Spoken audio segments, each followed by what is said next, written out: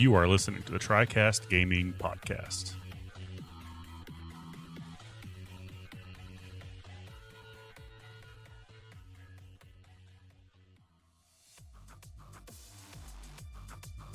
Greetings and welcome everyone to episode number 3 of the Tricast Gaming Podcast. I am your host, Philip Keeney, and I am joined today by just the roguishly handsome Mike Martinez. Hello. I like how you added the roguish in there. It's like kind of a play on my gamer tag. Yeah, absolutely. That was my thought here. Listen, everybody, each and every week we get together to channel our virtues through the Triforce to provide you all the latest news and general thoughts from the mythical world of video games. We are new and doing this largely of our own entertainment, simply because we love video games. If you like what you hear, please consider leaving us a like and review on your podcasting app of choice. And if you really enjoy it, please consider sharing on social media and the like to your friends. You can find us on Twitter at Tricast Gaming P1 and on Facebook at Tricast Gaming Podcast, or finally at our website, www.tricastgamingpodcast.com. Feel free to DM us on Twitter or Facebook with your questions, and we'll be happy to add them to the show. And remember to look for us every week by 9 p.m. Central Standard on Fridays. All right, let's get started. First of all, you'll notice that we're missing one of our Tricast. Adam is not here, as you've heard throughout the first couple weeks of the show. He's been working on moving. It is game time right now at the Adam Garcia household. So he is a little bit preoccupied this week and could not join us.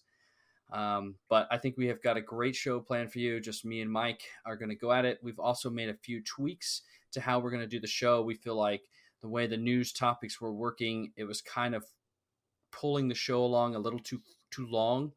So we're gonna do things up a little bit different. You'll see how it goes today. All right, before we get started, Mike, I wanted to just mention, I feel like we can't go this week since we're a weekly topic show, that we can't really go this week without mentioning what happened in Beirut, Lebanon this week. It's such a horrible thing to witness. I mean, it really looked like something out of a blockbuster action movie, but it was real, and it is a horrible tragedy for the people of Beirut, and my heart and love and prayers go to them for sure. For sure. That was just awful. I've watched so many videos were on Twitter. It's unreal the way it looked. Like you said, it looked fake. That's how, it was just awful. But yeah, definitely thoughts and prayers out to them. Yeah, and I don't want to speculate on anything. It seems like they really know the cause, and thankfully it doesn't seem to be anything malicious, at least outwardly malicious. So just thoughts and prayers with everyone affected there. Yep. Okay. Well, let's get on into Shoot the Breeze. Unfortunately, my first little thing that I wanted to mention here is not really going to lift the topic or the mood that much. Last night, Mike, I've been watching Clone Wars for, I don't know, I mean, it's been months, man, because I only usually watch like 2 or 3 episodes a night, and there's like a couple hundred episodes in the Clone Wars series. Right. And finally last night I got to the end, and I got to the last episode, and the last episode of season 7 ends right as Order 66 is executed.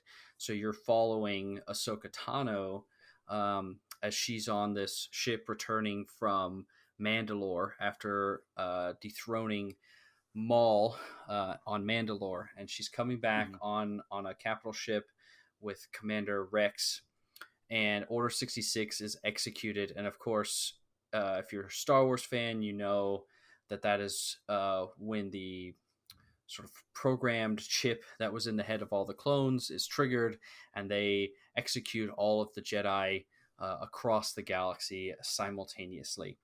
So this order goes out. Ahsoka manages to escape into the ship after the clones try to turn on her. And eventually she, gets the chip out of Rex's head, and Rex and her work together to escape. And the thing is, though, at the end of the episode, they crash land on this planet, and they bury a bunch of the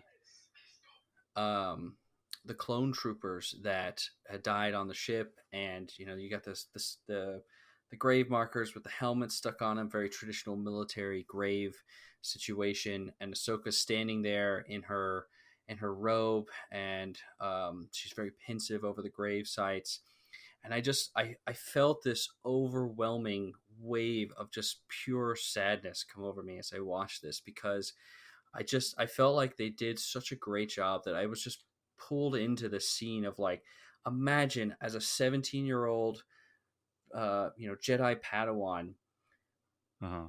the way your whole world just is completely obliterated. Everything you've known, all these people that were your brothers in arms that you spent so many years fighting across the galaxy with, just turn on you, completely out of their own control, and they're all dead. And now you know that you can't go home.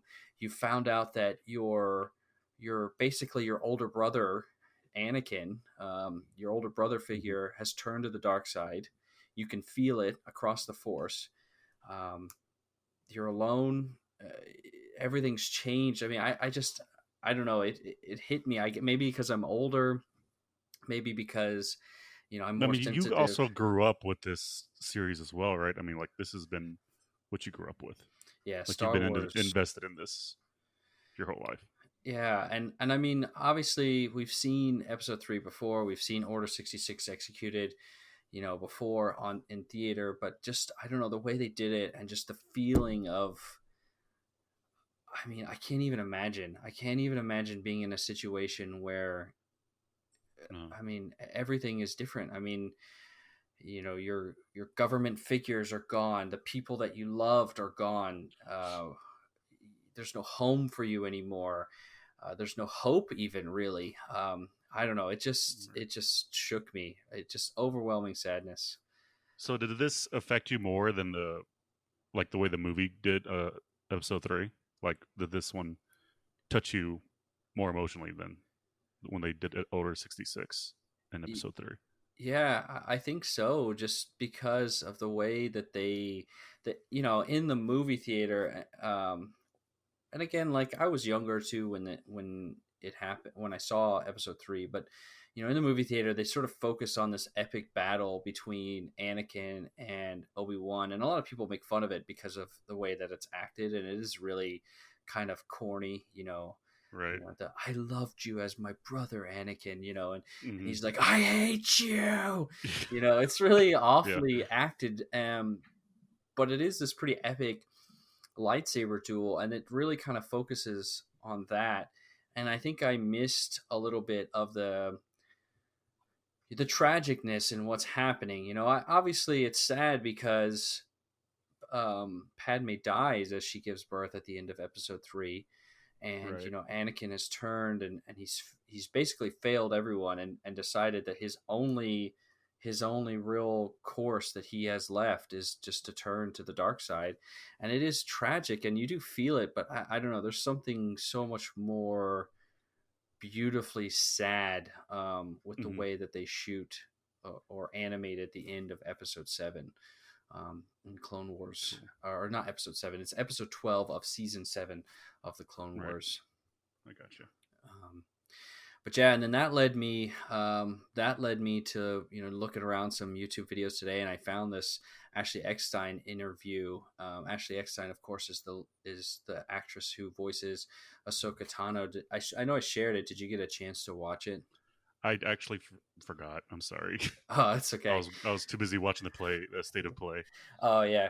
Well, no, it's okay. Just check it out when you get a chance. It's about 10 minutes long, so it's a little bit lengthy. But she talks a lot about her character, and how she grew into the character, how she got the role in the first place, and Hmm. how, as she started to voice it, and explore her fandom in Star Wars, how she realized that, I mean, first of all, her character was not received very well, is what she said. And I didn't catch Clone Wars right at the start. I don't know how I missed it. I think I was a freshman or sophomore in college in 2008 when it came out. I don't know how I missed it, being such a huge Star Wars fan, but I kind of missed it like right when it came out. So I wasn't really involved in the conversation. But apparently, her character was not well received, which blows my mind. I mean, Ahsoka Tano is like, even before I watched this video, she's like one of my favorite characters in all of Star Wars. In fact, if you want to get me on my gripe train of the new the sequel trilogy, I can't believe that they didn't use a character like Ahsoka Tano instead of Rey. But anyway, I digress.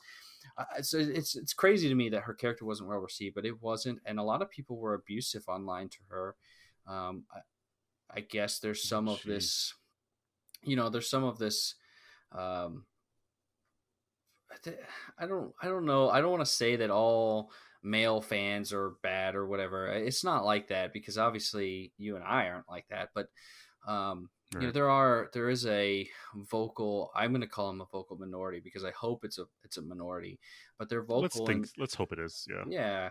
But they're kind of vocal in their hate, and so she got a lot of that, and she also found that there wasn't a lot of, merchandise out there geared towards women, and so she's really started doing a lot of work with these Comic Cons and things like that to make it more acceptable and open to women, who, or women and girls who have great fandom for Star Wars as well. And I share this with you because I'm a father to two little girls, and they love Star Wars. They love Star Wars, and they love it because, probably a little bit because I love it. But I think they've grown their own interest in it, because they watch it a lot without me too now.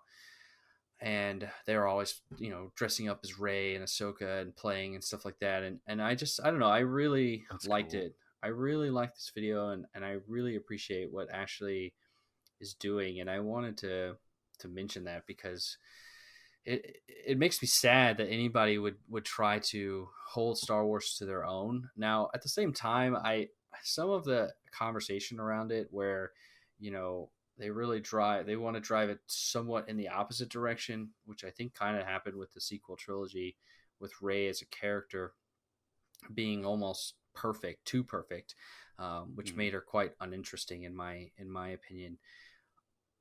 Because, like, if you look at someone like Ahsoka or Sabine from Rebels, or even Padme, there's so much more nuance to their characters. There's struggle and there's growth in their characters, and it's just something that's really kind of missing. But I think part of it was because they were trying to make this, almost too perfect female character. Right. and I don't want it to swing too far the one way. I can't believe that people would be so exclusive of something that I love, that they would try to keep it from anybody, whether it's, sex or race or gender. That's so heartbreaking to me. And I just love the fact that Ashley has done so much work to correct that. Right. But man, I'm sorry. I've been on a soapbox in the Shoot the Breeze, man. I just, I needed you to hear my problems. Well, I'm here. Yeah. What about you, Mike? Can you what have you got for tonight? Okay, so I'm trying to I was debating buying a new car, and I'm breaking down the price, how often I have to change the oil, how quickly to change the tires. I'm breaking it down, how much I'm going to be spending on this car a year, including payments, oil changes, and tires. Just everything, every maintenance you may have to put on the car. And I was wondering, I'm going to put these same price breakdowns on a, what was it called? A Bugatti Veyron. You know what that car is, right? Yeah, absolutely. Yeah. It's one of the cheapest Bugattis you can buy at 1.3 million. Okay. Cheapest. And so it's one of the cheapest. Yeah.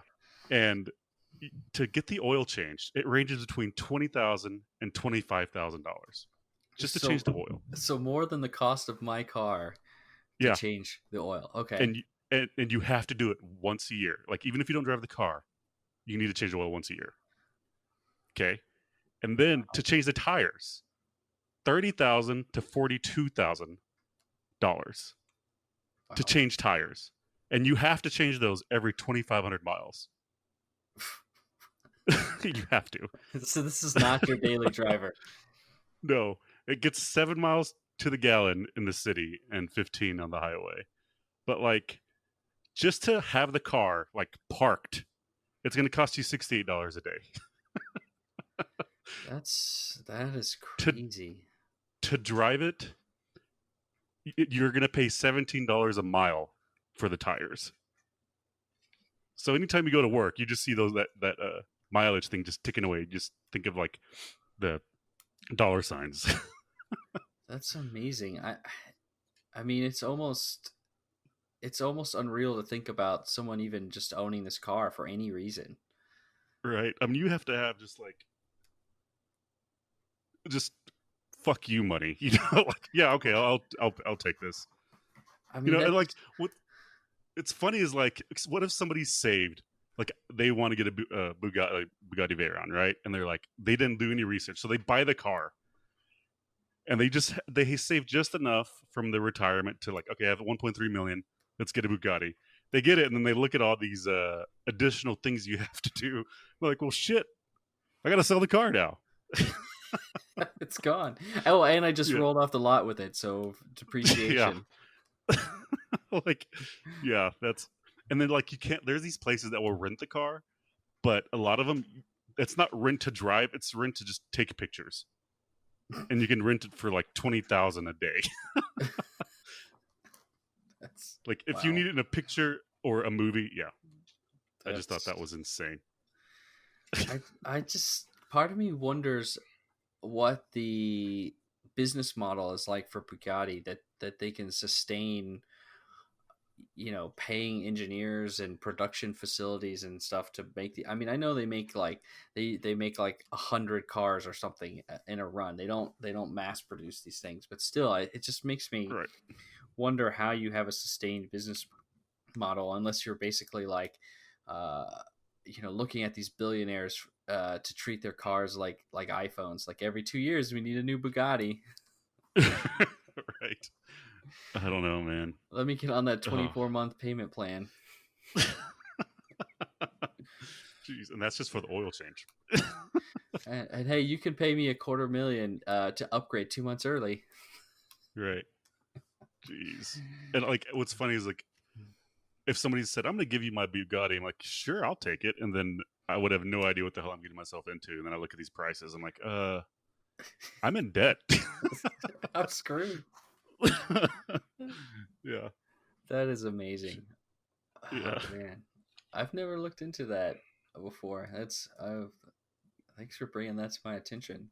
It's a good Yeah. thing So because now you know. Let's not get that Bugatti Veyron right I away. mean, You know. and it's a good thing because I was just looking at them this morning.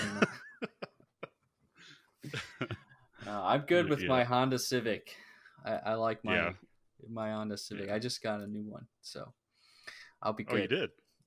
Well, a few weeks. Well, I guess it's more than a few weeks ago now. It's nearly a couple months ago now, actually. Is that your daily driver? Yeah, daily in quotes, seeing as I'm working from home now Well, since right. April. For some reason, I thought you had a truck. I used to. When Uh, my second daughter was born, we got rid of the truck because it didn't have right. a Car back seats, all that seat. fun stuff. Right. Yeah, absolutely. All right. Cool. Well, we're a video gaming podcast, so let's talk about video games, Mike. Let's do it. Section number one, or what are we playing this week? So I've got some new stuff to talk about, but it doesn't look like. I mean, it looks like you're still on the Rocket League and Satisfactory here. Oh So, yeah. so tell me anything new on Satisfactory? Any new insights to share? Nothing, man. It's just my like time sink. Like if I'm at home with nothing to do, I boot up Satisfactory and fix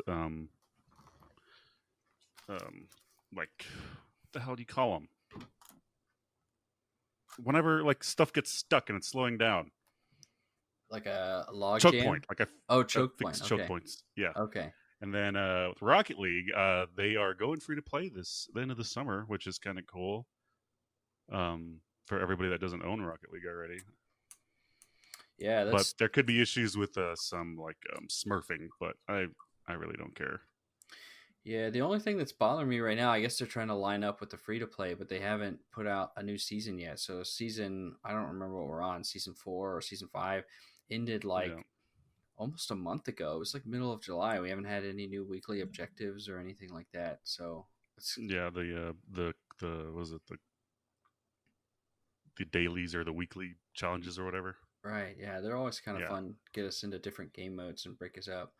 But since they Right. haven't been doing that, we've just been just straight up 3v3 competitive. So when it sucks, it sucks. It sucks. Yeah. Yeah. I mean, I keep bouncing up and down between Diamond 1 Division 1 and Diamond 1 Division 3. I just kind of sometimes I'll drop down to Plat 3 like Division 4 and then I'll come back Hmm. up, but it's just kind of right in the same place now. Yeah. I was Diamond 1 with there, and then we had that 3-day losing streak, and I'm just back down to like Platinum 3 Division 4, I think, because of all the losses we took. Yeah. Connor and I tried to play last night a little bit. We had randos and it didn't go Mm, very well. never does. We had some bad randos out there. So whatever. Yeah. I reported one of them. He Oh yeah. got real he did that thing where he's like, "Oh, we need a forfeit," and then we wouldn't forfeit, so he hopped on his head and spun around like a turtle in front of the goal. So it's Oh, like, what a bastard. yeah, reported him. All right. Well, for me, I finally got the Last of Us Part 2 Platinum last weekend. So I ended up having to Boss. play like 7 hours, I think, right at 7 hours into the game. I was like speed running it, skipping cutscenes and everything. So we Mm, right at 7 hours into a second playthrough. I think I had to get all the way into chapter 28 of I don't remember how many chapters there are in that game. 42, maybe 45, mm, something like that. So it was a little more than halfway into the game I had to get, but I got my platinum, so that's done and dusted. Uninstall off my awesome. PS4, not going back. Um, the second thing I've been doing this week, I because we were talking about FIFA 21 campaign last Uh-huh. week, so it got me playing a little bit more FIFA 20. Got my Foot squad, FIFA Ultimate Team squad, all rejigged. I sold a bunch of players and bought a bunch of new players, and I've been playing a few games of that. It's fun. Now it's like because it's right at the end of FIFA Ultimate Team, they've got all these crazy special cards because it goes with regular season. So Right. as players do well in regular season, they get special souped up cards throughout the year, and they have all these different promotions and stuff. So now it's like right at the end of Foot 20, and so there's all kinds of crazy cool cards out there. It's really fun time to get involved. So that's Cool. great. Playing a few games there, and then um, the new game that I really want to talk about that I started is a game called Concrete Genie. Concrete Mm, Genie is an action adventure third person game exclusive to the PlayStation 4. It was developed by Pixel Opus, which is an in house Sony Interactive Entertainment studio. They've developed one other game. It's called Entwined. It came out in 2014.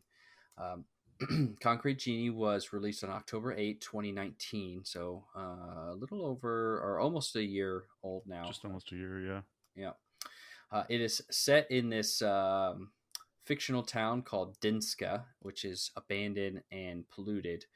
Something has gone on there, whether it's oil industry spill gone bad or something's gone wrong with this town. There are some newspaper clippings and stuff, but I'm not quite finished with the game, and I don't want to spoil any story anyway. So something is gone on with this town. It's polluted. There's this black gunk spread across the town. People have left and abandoned this town, and now these teenagers come and they hang out there in this town.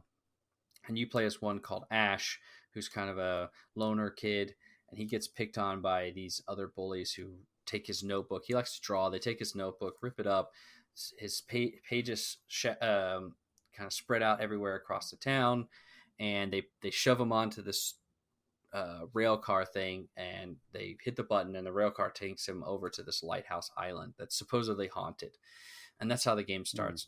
When you get there, you realize that actually there's this magical paintbrush there that can bring the drawings to life. And Ash, had drawn on this lighthouse back when things were not so crazy or bad there, and these drawings had come to life, and that's what's quote haunting. But these drawings are like nice. They call them genies in the game, and they're kind, and they play with Ash, and they turn out to not be bad. So yeah. then you go off back into the rest of the island, and your whole goal is to paint all across the island, painting all these graffiti murals and all these buildings and stuff, and dispel the darkness.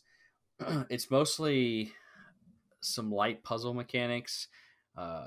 Using the genies, they have different powers, and you have to draw them in certain ways, and they like you to draw certain things. You can't just free draw. There's like you could select trees or grass or whatever, and a moon, Right. and kind of throw it up on the wall and kind of create these murals.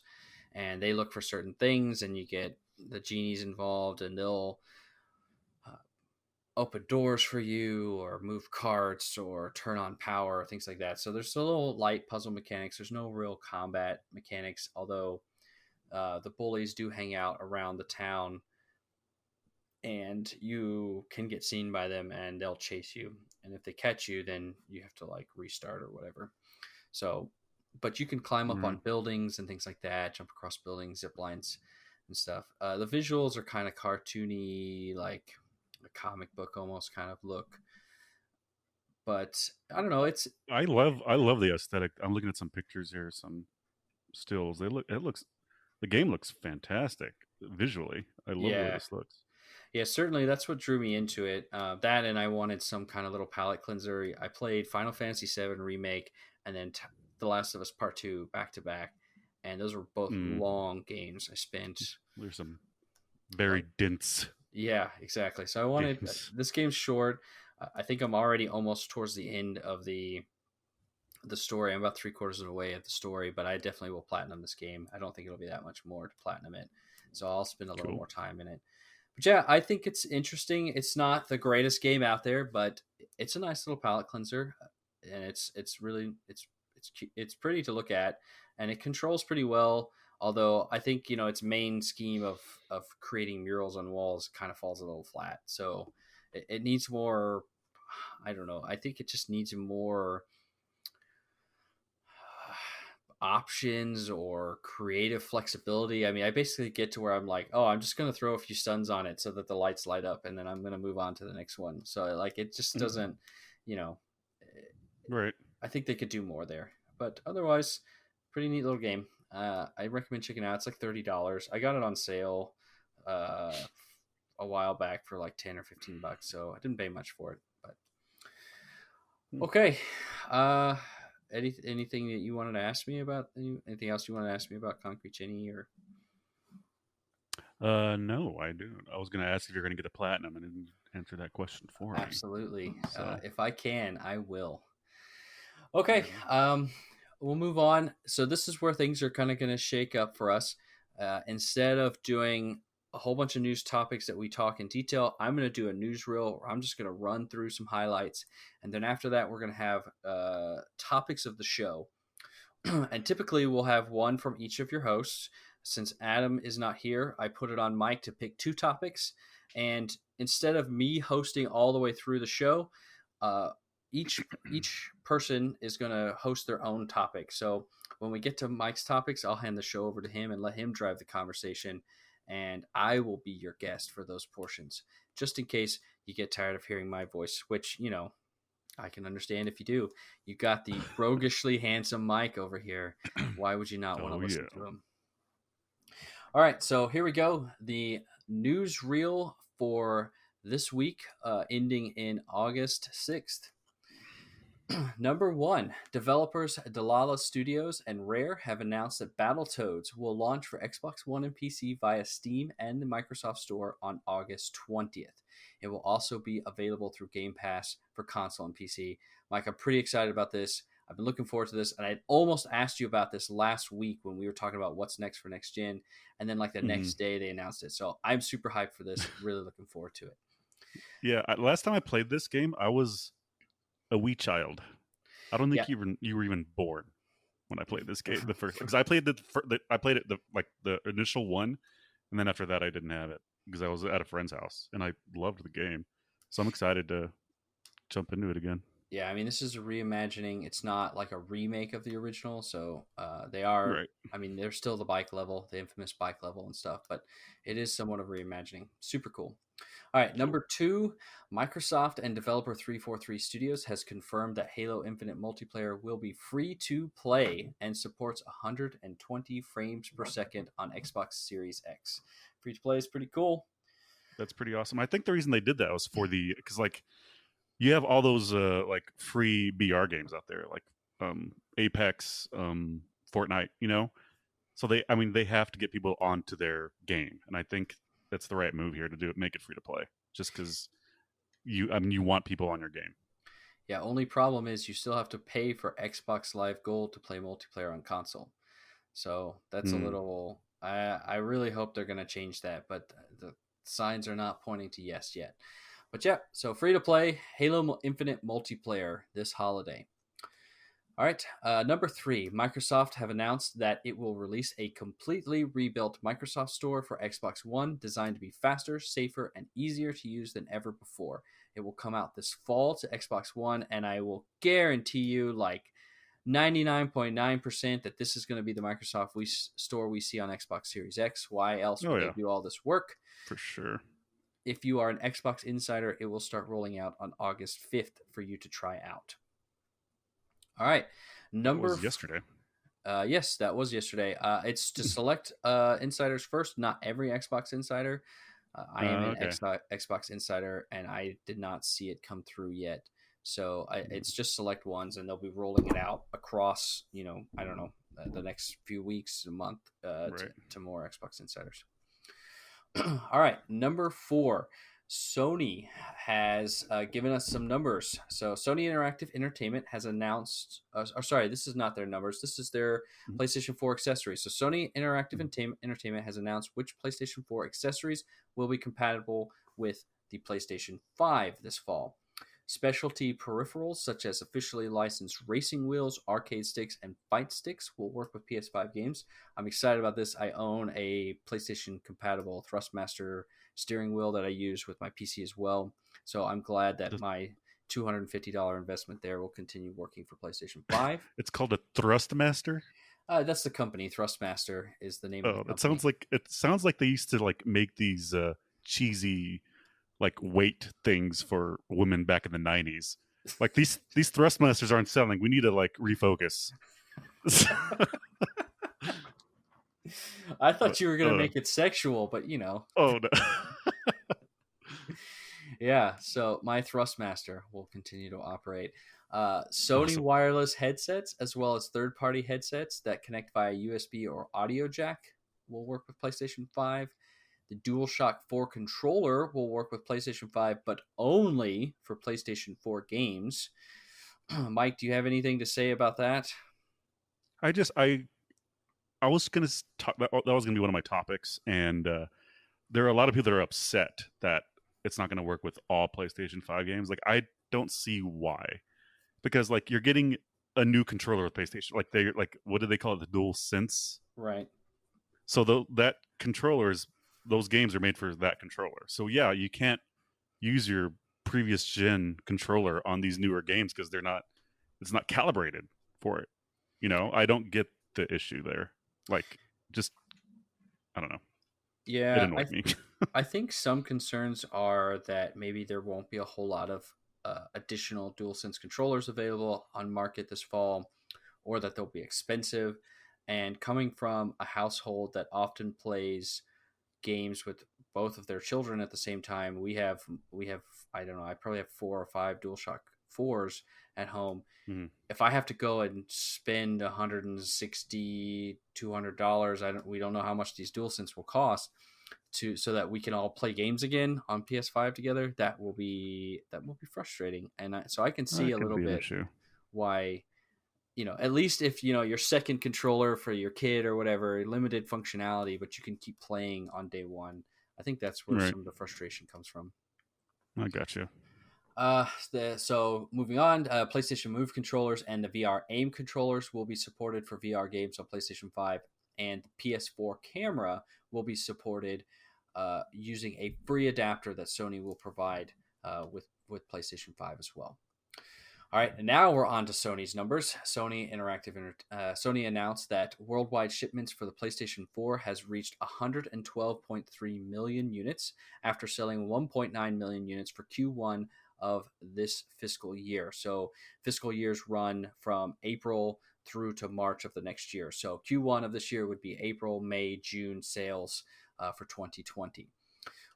On top of that, they announced that they've sold 44.9 million sorry, not sold, but that they have 44.9 million active PlayStation Plus subscribers as of June 30th, and that they have sold 91 million units of software in Q1 of fiscal year 2020.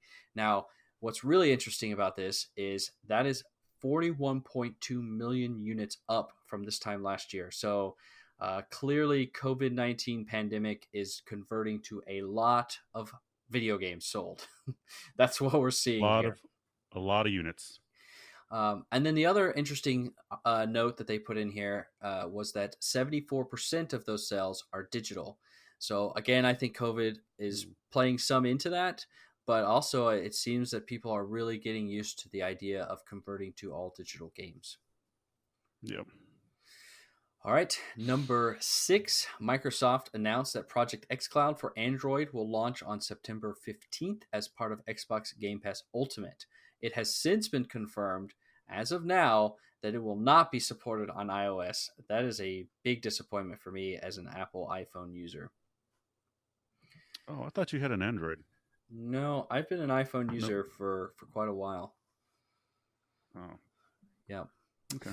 So disappointing. It's apparently it has something to do with Apple's terms of service on their store. So we'll see. I think that there's some big dick energy going on between Apple and Microsoft right now. Yeah. All right, number 7, Sony Interactive Entertainment has provided details for the new PS5 accessories via a series of videos on the PlayStation 5 accessories website. Go check it out. We talked about some of those accessories in one of our previous episodes, so new details there through some videos. Number 8, Xbox Game Pass for console has added Darksiders Genesis, It Lurks Below, the Dark Pictures Anthology Man of Medan, Trailmakers, Undermine, and Xenocrisis. Those were added today. And then on August 13th, the original Final Fantasy VII will be added to Xbox Game Pass for console. Also, if you are a Sea of Thieves player, you can get the Nightshine Parrot Bundle perk pack for free. This includes a bunch of cosmetics as well as 10,000 gold. Awesome. All right. Moving on to number 9, PlayStation Now. PlayStation's service, similar to Game Pass, has added Dead Cells, Greedfall, and Hitman 2. Those are available to play right now. Number 10, Nintendo has announced Pikmin 3 Deluxe for Nintendo Switch coming on October 30th. It will include new missions, co-op play, and all previously released DLC. We are in the interesting world where you can go and pre-order Pikmin 3 Deluxe for $60, or you can go buy the Wii U version of Pikmin 3 for $20. Interesting world we live in right now. Very, very interesting. I will probably pick this up, though. This looks like it could be fun with my little girls. We typically like these kinds of games, so we'll see. Cool. I never tried it out on Wii U. All right, number 11, we have Nintendo's numbers, and these are some interesting numbers. Nintendo has announced that worldwide sales for the Nintendo Switch has reached 61.44 million units as of June 30th. What this likely means, since sales to date of the NES, which you can't buy the NES anymore, obviously, they capped out around 61.5. So that means that since this was a couple months ago, the Nintendo Switch has likely passed the Nintendo Entertainment System for the second highest selling console of all time for Nintendo, behind only the Wii. So great numbers for the Nintendo Switch. They sold 5.67 million units in Q1 fiscal year 2020. Jeez. They also announced that 50.43 million units of software were sold in Q1 of fiscal year 2020, and they gave a list of the best-selling games, and the one I picked out here just blows my mind. Animal Crossing New Horizon is now the second best-selling Switch game at 22.4 million units. That means that 1 in every 3 Switch owners owns Animal Crossing New Horizon. That is an incredible attach rate for that game. Yeah, it is.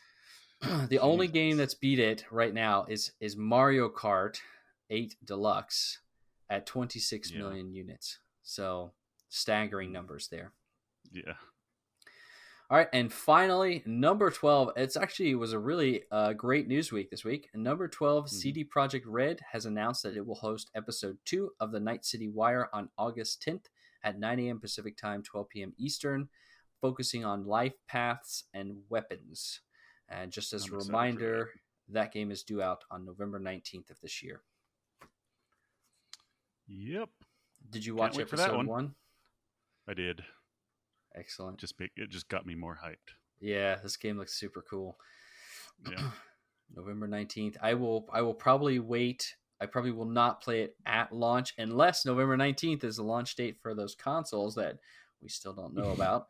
Right. But I will probably wait and play it on PlayStation 5 when it comes out, when the PlayStation 5 comes out.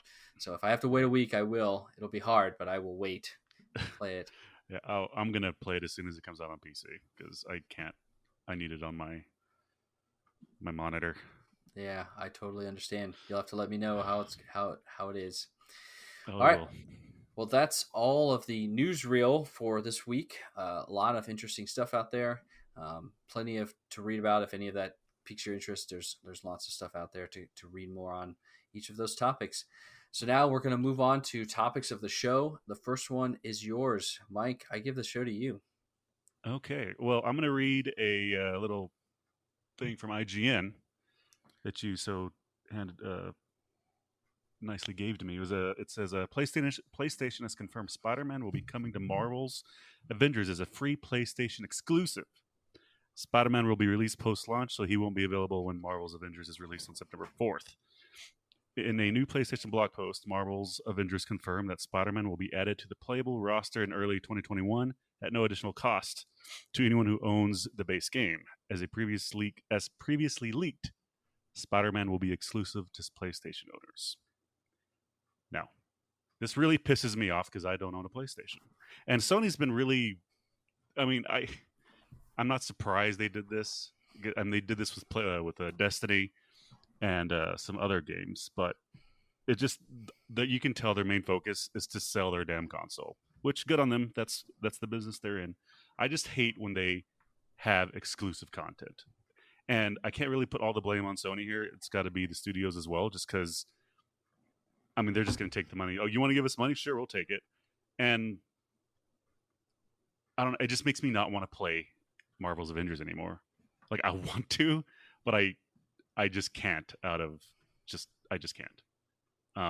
What do you think about this?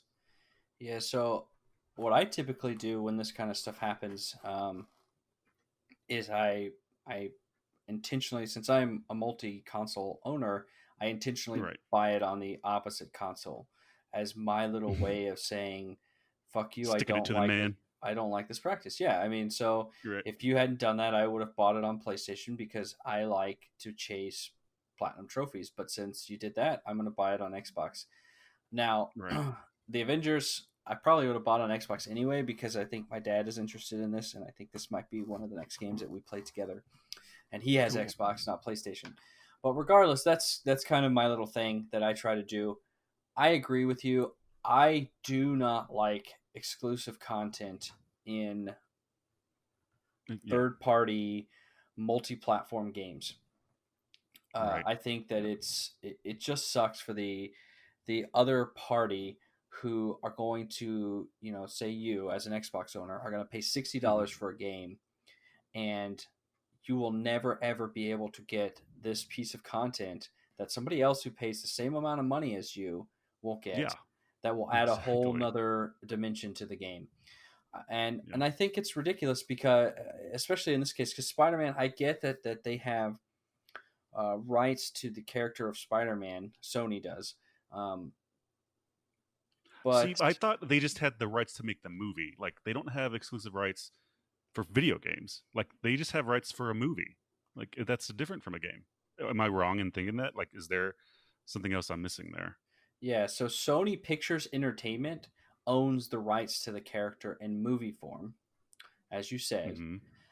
Though, as far as it is currently known, the rest of the character's rights, comics and games among them, rest with Marvel.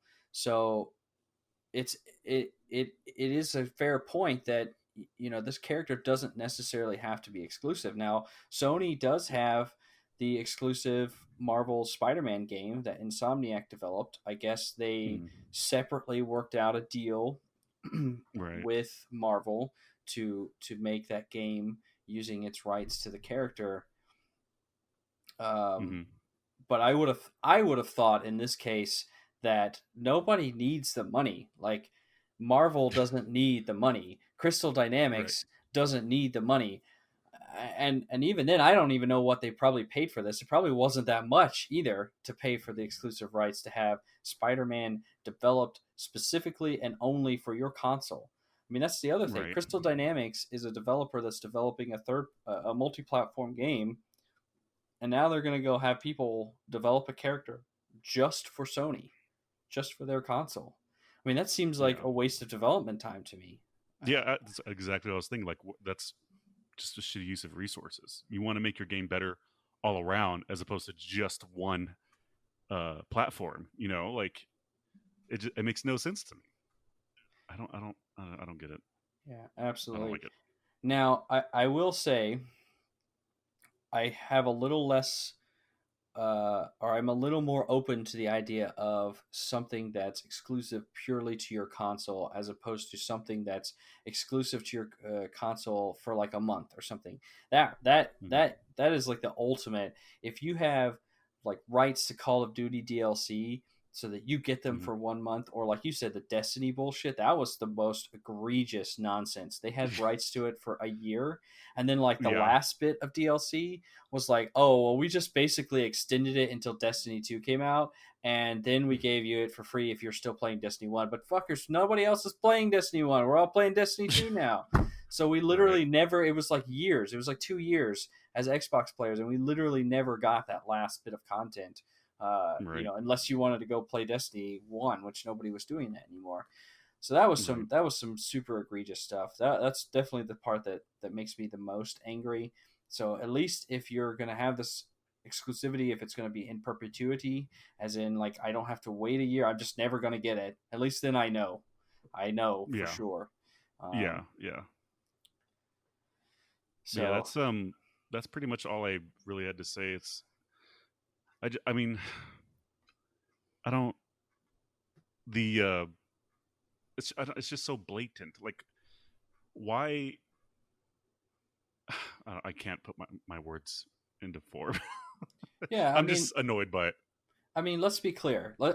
As a show, let's be very clear on this to anybody listening. This is purely good for two parties. For Sony, because it gives them another piece of ammo to say, hey, you should buy our console Mm-hmm. because the best place to play Marvel's Avengers is going to be on our console because we're going to have the most content. If you really like Spider-Man, this is where it's going to be.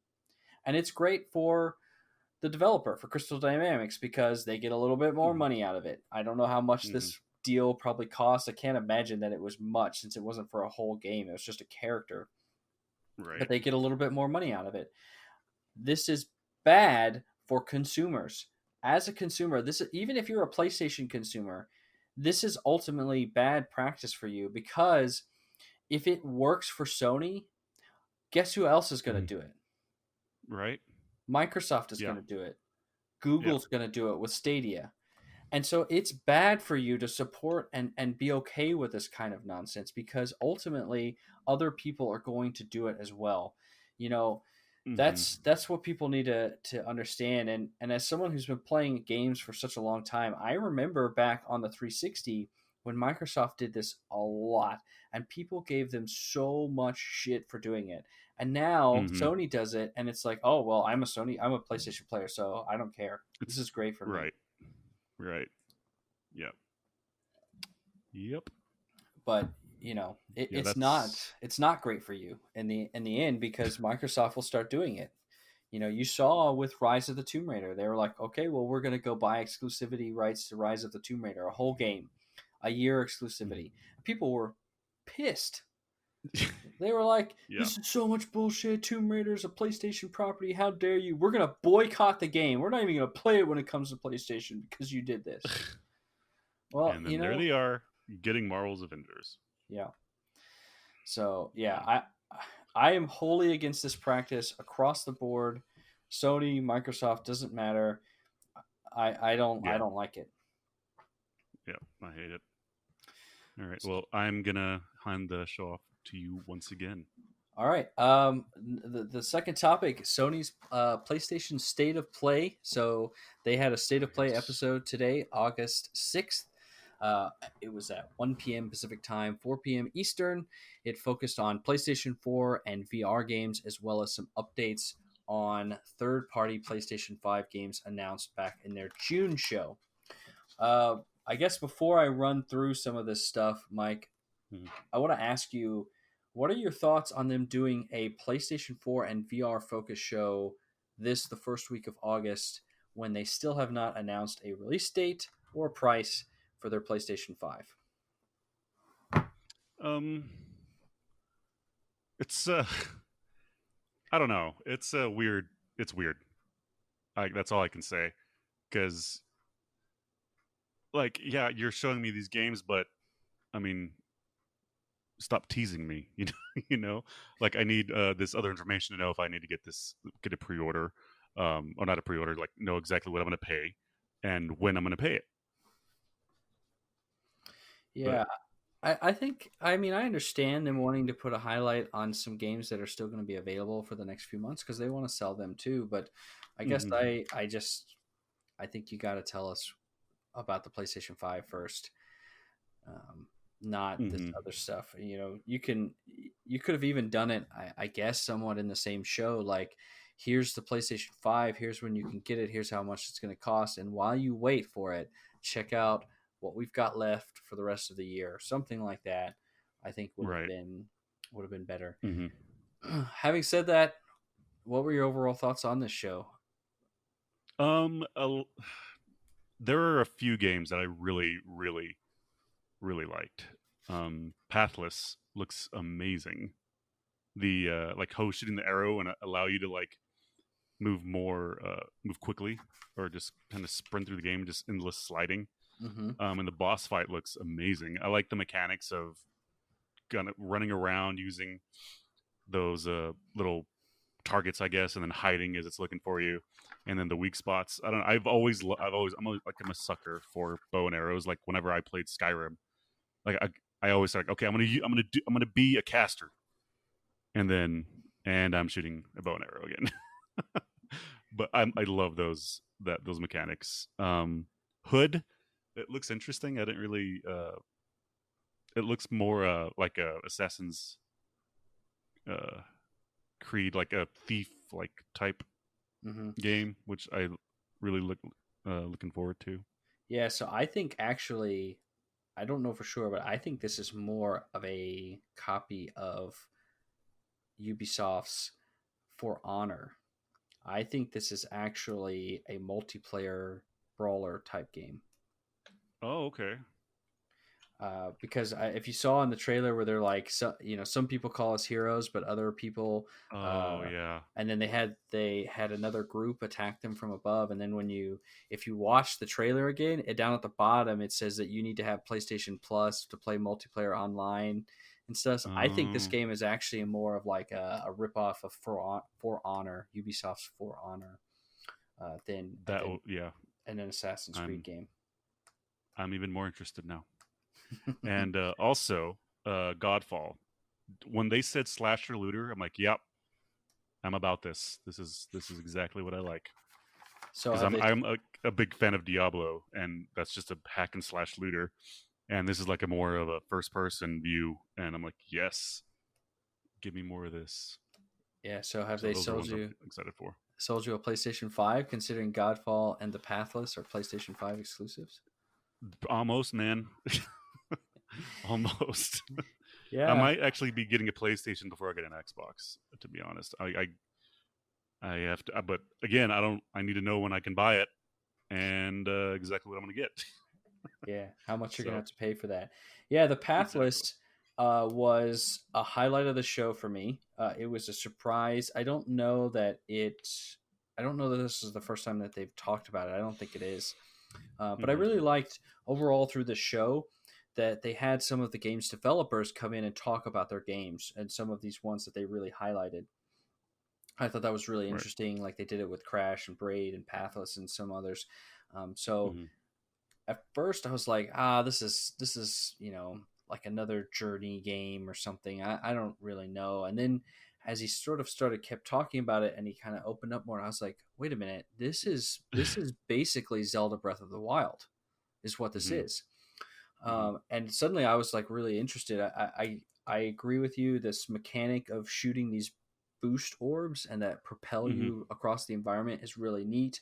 That Mm. you don't have a map, so you would climb up to higher things, and you'd use your little eagle sense to kind of Right. find these different landmarks, and it'll tell you which ones you've gone to and which ones you haven't. So you go to the landmarks, and there's puzzles in there. So I got the sense of like Zelda dungeons. You go to the different Hmm. landmarks, and you solve a little puzzle in there, and you unlock the landmark. And then they had these enemies, like you said, the boss fight that they showed, where it's a little bit like Death Stranding's enemies, where you can't really engage them, and you have to be really careful and creep around. And if the light goes on you, you have to stop. But as you Right. clear these, if you as you clear these monumental structures that are around this world, you dispel or you shadow. I guess they said that you portray light or whatever on the world, and once you've done enough, you can engage these boss enemies. So I'm assuming that there's multiple of these boss enemies. That's what Hmm. I would guess. Like maybe, you know, four or something like that, and through the different Right. regions. And that's sort of the goal of the game, to explore the monuments, do the puzzles in them, expand the light. Once you've got enough, engage the boss, move on to the next area, kind of thing. Right. I By the end of the trailer, man, I was pretty sold on this, and it was definitely one of my top three games from this show. Really think it's Yeah. interesting. They Yep. said it's a holiday 2020 game, so this is going to be a launch game for. I think they said it will come to PS4 and PS5, so pretty interesting there. And then Godfall, you mentioned it as well. This is a PlayStation 5 exclusive game as well. I think it'll be on PC as well. But this Okay. game is coming from the studio is called Counterplay Games, and it's Gearbox Publishing. So Gearbox Publishing, I believe, is the same ones that published um, Borderlands 3. So, Yeah, and the one that got away, what's that one? It was like we played it for like a hot minute, oh, and then we just kind of Battleborn. dropped it. Battleborn, yeah, Yes. Yeah, they don't that game had support so that. much potential. Yeah, it really did. But so yeah, I get the feeling that this is kind of a similar idea as Borderlands, but it's got a much more high fantasy sort of sharper color palette visuals. It's not that cartoony. I don't know. I use cartoony a lot. I guess Borderlands not really cartoony, but the sort of hand drawn bright colors of, Yeah, of Borderlands. Uh, right.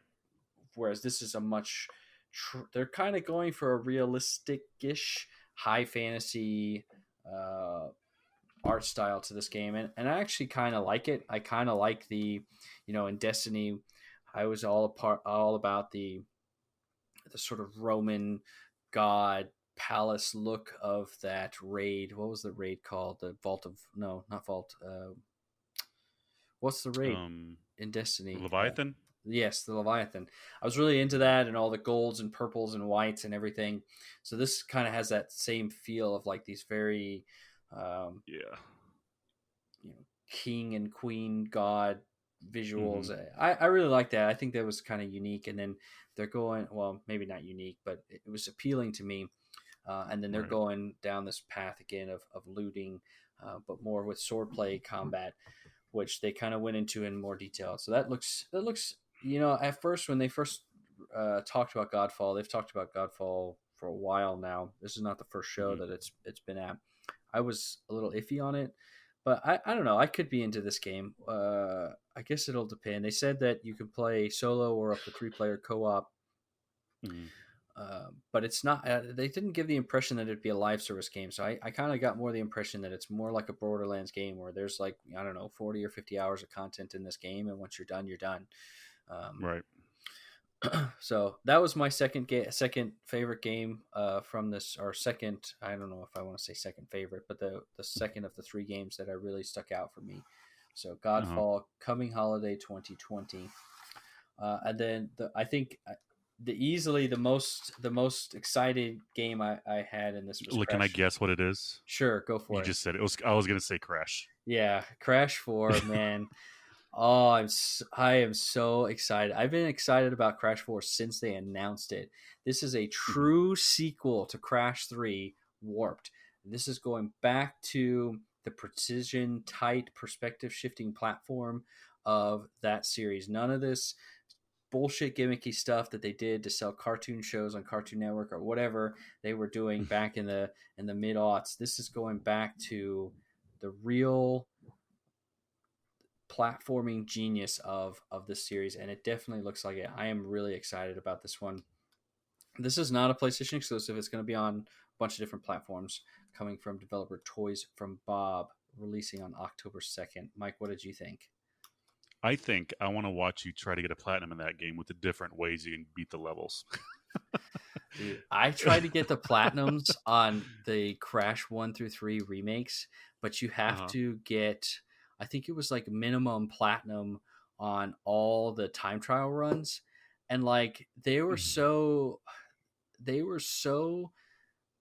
like you basically had to be perfect through the level. And Mhm. I gave up. I was like, I cannot do that. This will drive me to breaking a PlayStation 4 controller. I guarantee it. Wow. So you probably are you already giving up on the platinum on this game? I guess we'll see if they make you get the same rating on the time trials. Then yeah, Hmm. I don't see Yeah. it. I basically got every other trophy in Crash One Remaster except for that So one. you're not good at the speed runs. Yeah, I mean, you just basically can't make a mistake through the run Right. to get it, and that's just some of those levels are too long, like, and some of them are too hard, even just to get. I mean, just to get through them in the first place, much less trying to get through them without dying, without Right. making a mistake as fast as you can. Yeah, I can't do it. Hmm. Yeah, my thoughts on this game, like I never had owned a PlayStation, so I never really got into the series. So I was just more interested on your thoughts on getting the platinum on it. Oh, I'm gonna break off a little bit on this, but are you gonna play Ghosts? Ghost of Tsushima. Yeah. Yeah, absolutely. I bought it. I think I sent you a picture. I went to the store a few days ago and I bought it and Destroy All Humans and a Uh, game called Code Vein. So yeah, I plan. I don't know when I'll start it. Probably not this weekend. I'm going to visit my family this weekend. okay. Maybe early next week. Why? Because I just finished watching a streamer play it, and like I just want to know how you're gonna play the game. So if you can stream it at, at some points, I would love to watch you play. Yeah, absolutely. I'd be really interested in doing that. Maybe even uploading some of that stream to our YouTube channel YouTube page. Yeah. for Tricast Gaming. You guys can see me trying to be a samurai. Right on. I'd be down doing that. All Cool. right, so I wrote down a bunch of notes from this Crash 4 trailer. I'm not going to go through all of it. They announced some of the new features. It looks really cool. Wall running, rope swinging, really neat. They're Mhm. going to add some skins. You can change your costume. Looks really neat. They said no microtransactions. Always a plus. Yep. I like the quantum masks that they're adding and how those provide different puzzle dynamics to the levels. That looks neat. The Ika Ika, the Kapuna Wa, the Lani Loli, and then the Akano or Akano. They didn't say what that one would do yet. I thought going back to being a father of two little girls, they said that you can now play the entire game as Coco. I think that's really neat. I know my That's little cool. girls will love that. Every time you can be the girl character in the game, that's what they want to do. So I love the fact that there's an option to be both. This is great. Um, very, very much appreciate that from Toys from Bob. I think they could have given it a little bit more highlight. That's a little disappointing, but nevertheless, the fact that it's there, so excited for that. Um, and then finally, you mentioned the redo of all the levels. That looks really cool. Different art Hmm. styles. There was like an inverted. They're calling it the inverted mode, but there was like a neon wasteland. There was one where like every time you do your spin, you shoot out color across the world. They had one that was like an old timey mode, which even like speeds up the movement because of the way the camera speeds up in old timey movies. So I think that looks really neat. That's a really clever way of like creating a new game plus that's like totally different Right. than just playing the game again. It would actually get me into a New Game Plus. Like whenever there's a trophy attached to a New Game Plus, I'm always pissed off. But this, if there's a trophy attached to it, I will be excited for, because it's actually totally unique and different playing through the game again. Mm-hmm. All right. Some of the other things that they talked about in here: Hitman 3 is getting a VR update. That's cool. They also said that you can play all the Hitman games in VR, so that's pretty neat. Hitman 3, of course, coming to all platforms. VR mode will be only PlayStation. They announced a Braid Anniversary Edition. I don't know if you played Braid before. This is I have not. It's a neat little indie game. Definitely go check it out. They said this one's going to come out in 2021. This one will also come across to all platforms, not just PlayStation. The next was Pathless. We talked about Pathless. Then they showed Spelunky 2, release date of September 15, 2020. This will be a PS4 only game. I think they said PC later afterwards in an article. Then there was Genshin Impact, some JRPG coming in autumn 2020. I don't know. I was not impressed with that game. Me neither. Then Aeon Must Die, another 2020 game. This was an anime-inspired beat-em-up. That one's coming across a bunch of different platforms. Then there was Anno Mutationem, I think was the name. Something December 2020. This was a strange game, maybe a 2D action platformer. I was not that impressed with that one either. Then they gave us an update on Bugsnatch, which for some reason has taken the internet by storm. I'm not sure about Bugsnatch myself, but is it another Monster Hunter type game? No, I mean, no? I don't think so. I mean, the gameplay they showed, you're like this reporter. They finally showed some gameplay, so you kind of get an idea of what you're doing. But you're like this reporter, and you, I guess, do little quests. So they showed one where you're talking to a person, and there's a picture of a carrot on the wall, and she's like, "You need to find my favorite snacks." And take a picture of it and bring one to me to eat. And so you're like, oh, well, I see the carrot there. Let me go find a Bugsnax that looks like a carrot out in the world. And that's so seemingly you're doing these little things to bring snacks to different NPC characters in the game, doing little puzzles and stuff. I don't know. I mean, it doesn't look bad. I don't understand why there's so much hype for this game around the internet. Right. But go figure. Then they showed Vader Immortal VR. Gave me a date. I'm really excited about this. I've known about this one for a little while. August 25th, I get to go play Vader in VR. Super exciting. Then they showed a new DLC for Control coming out August 27th. And then they showed a little indie puzzle game called The Pedestrian, which looked okay. That's a PS4 only game, January of next year. Then there was the Hood game that you already talked about. They announced that they're going to do an Xbox. Well, they didn't say Xbox, but I read an article afterwards that it will be on Xbox Series X as well. But Xbox Series X and PlayStation 5 version of Tim, which this is the Pokemon knockoff that hit the PC world by storm some time ago. I mean, it is deadly fucking obvious that this is a Pokemon knockoff, but Tim. And then finally they ended the show with Godfall, which we've already talked a lot about. So that's it for the PlayStation State of Play. Mike, I give it back to you. All right. I was listening to DCP Live, which is a Destiny podcast I listen to. But they have another alternative so-called side quest where they just talk about general other gaming news, and they started talking about Analogue Pocket, which I'd never heard of until Monday or Tuesday when I messaged, hey, I found some topics. And I looked it up, and my God, I don't think I've ever wanted a handheld gaming device until I saw this thing, because it looks just sleek as hell. You can play all the Game Boy, Game Boy Advance, Game Boy Color games on there. Game Gear, Neo Geo Pocket Color, Atari Lynx, and you just have to get some adapters for them. You can actually plug it into your TV and just kind of go play those retro games that you grew up on as a child. But yeah, I had never heard about this until Monday or Tuesday when it was too late for me to even pre-order it. And apparently this company, they make what is pre-ordered. So you have to pretty much pre-order it and have to wait for it. So after I guess these are done, they'll set up another pre-order wave, and you just have to be on it and pre-order it. whenever that goes live again. But it's like $200. It comes out May 2021. But yeah, I didn't know I needed this until Tuesday. I'm kind of bummed I couldn't pre-order it. Yeah, I heard about this maybe end of last week. Some of the people I follow on Twitter were talking about it, so I went and looked it up. I don't own any cartridge based Pocket games, so I wasn't gonna go get one. And even then, I read that it sold out in like 15-20 minutes. So I don't even know if I could have if I wanted to. Right. But yeah, this thing does look very, very sleek. The screen is really nice, a really nice LCD screen. It makes those games really pop, really bright colors.